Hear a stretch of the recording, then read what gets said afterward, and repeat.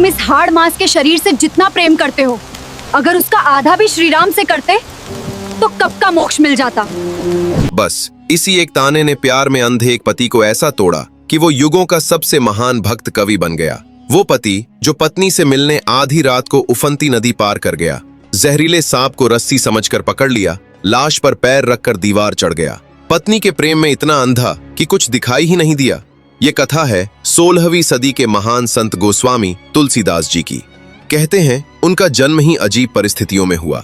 जब वो पैदा हुए तो उनके मुंह में 32 दांत थे। लोगों ने इसे अपशकुन मान लिया और माता पिता ने बालक को छोड़ दिया।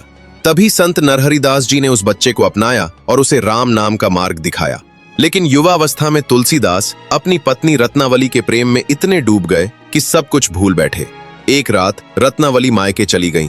तुलसीदास जी बेचैन होकर आधी रात में ही उसके पास मिलने पहुंच गए। पत्नी ने आश्चर्य से पूछा, तुम इतनी रात को यहाँ कैसे आ गए?